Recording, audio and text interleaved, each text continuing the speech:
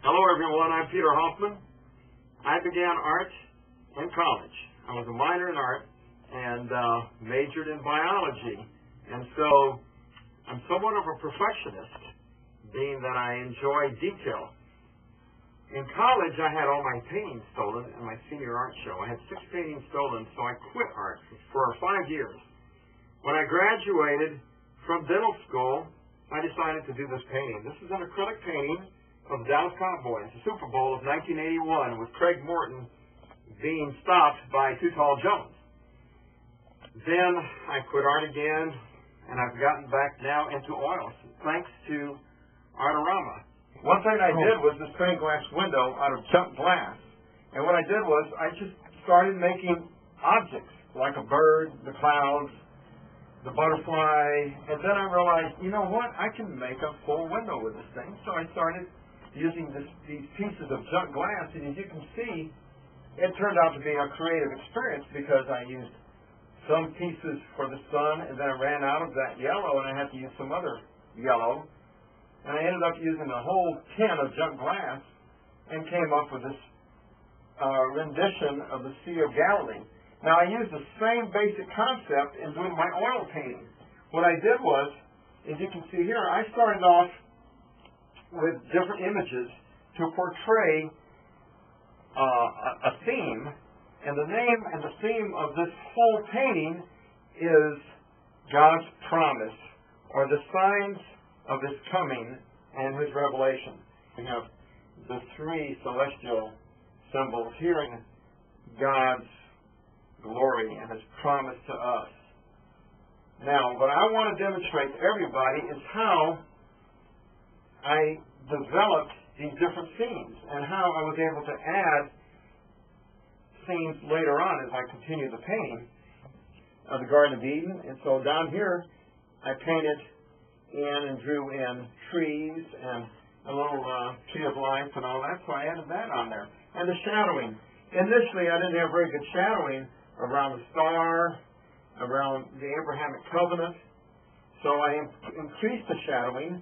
And you can see it here. It creates a little bit more depth and improves on the image. And in each of these steps, I was changing it just a little bit. Here you can see that it looks kind of flat, God's time in 3 dimensions. So I added some shadowing. Now, I'm not finished with the shadowing. You can see the shadowing here looks a lot better than the shadowing I have here. I'm going to improve on that and create more depth by using liquid and adding another layer of color.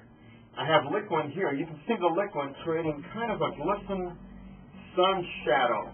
And I want to use that same kind of liquid effect coming from the Bethlehem star through the covenant into the burning bush and down towards this angel here. I'm going to add liquid to do that too. I have kind of simulated that. I don't know if you can see it, but it's a little bit of shadowing here. I've simulated that kind of a movement, and it comes across right here. It's very subtle, so you can hardly see that.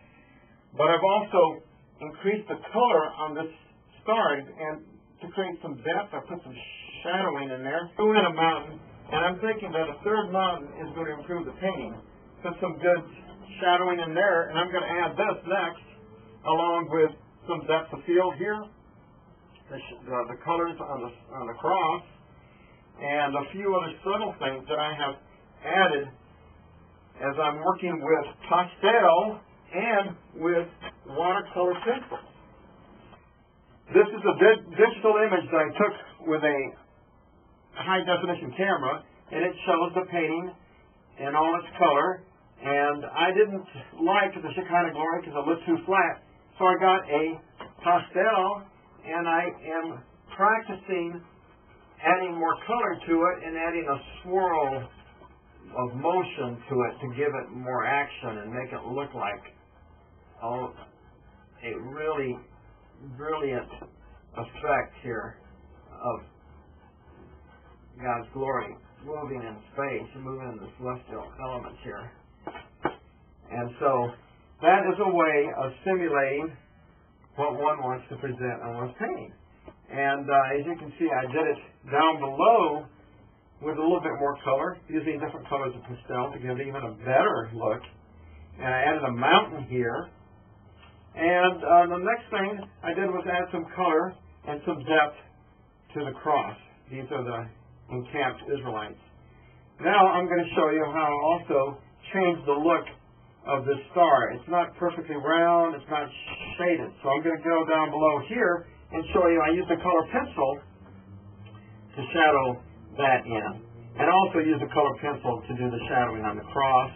And I'm going to add both of this to the painting now that I think I like the way it added some glazing look, the glare of the Star of Bethlehem shining on the clock and down to the angel here, kind of drawing all of this together and creating motion this way too. I'm going to add that to the painting. And here you can see I haven't actually added that mountain yet to the painting, which I showed you I had drawn up here. But I will add all of these different elements to the painting to make it look like it has more movement and depth and shadow. Thank you.